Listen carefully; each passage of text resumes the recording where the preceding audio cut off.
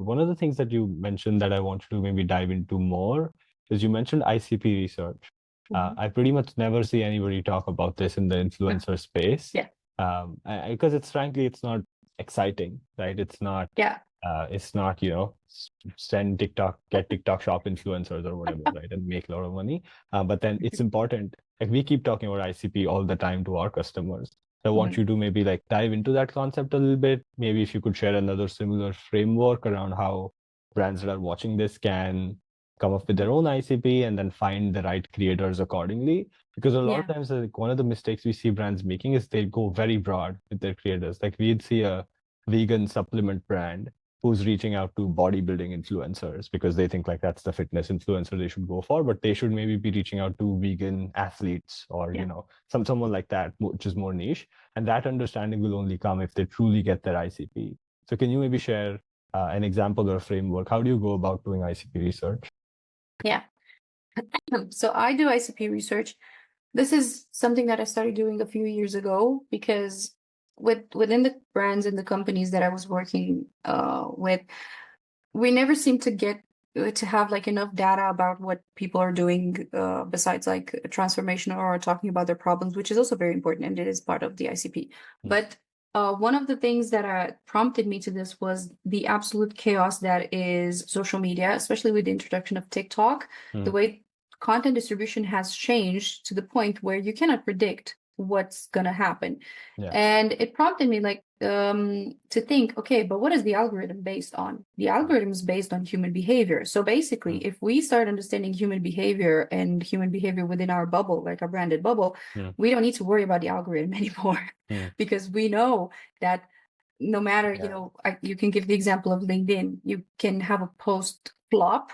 Uh-huh. I have flopped posts that get like Yep. 300 impressions, Uh-huh. but that bring me clients.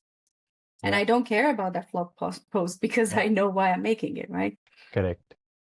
So the three dimensions that I work on Yeah. are demographic, which is the Mm-hmm. basic getting demographics, transformational, which is pretty much the traditional ICP research where you ask about like how your ICP felt about their problem, what is that their life before, you try to understand their journey, right? Mm, Their journey mm, from like the problem to all the way after they're solving the problem. mm, And then the third part that almost nobody does, it's the behavioral part.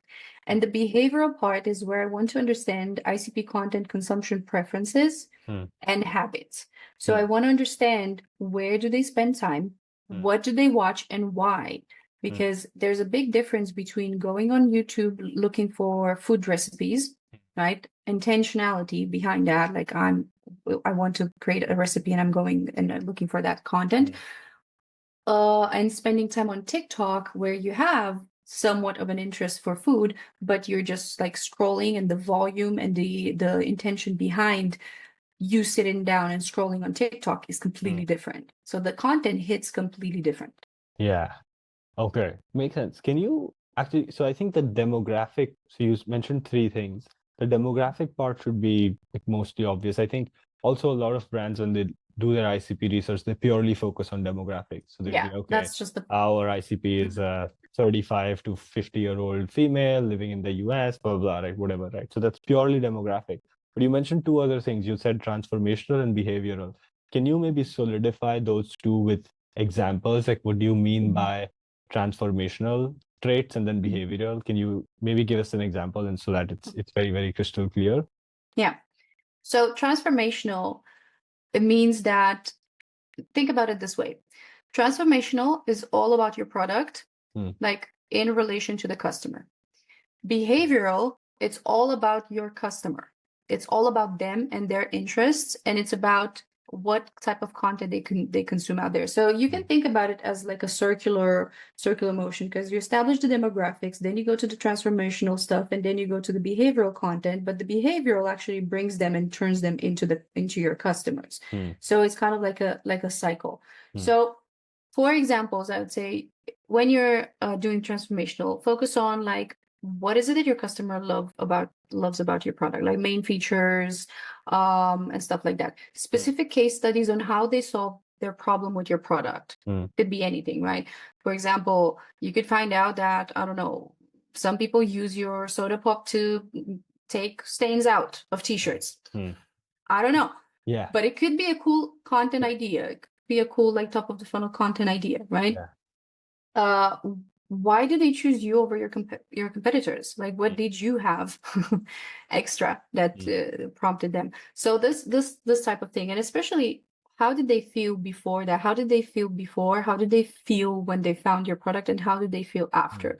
Because those are going to be huge levers into you talking to future customers, talking to people that are one step behind, like, in the journey. Makes sense. Okay, that's interesting. I think the demographic piece, the first like very obvious piece, translates very easily into finding the right creators, because you can also like go log into a search engine, Yeah. like a Saral, put in, hey, moms in the US, age, content type, and so on. But I think the other two, the transformational, like, so let's say, I think demographic is I am something, transformational is I want to be something, and then behavioral is I do this thing. Yeah.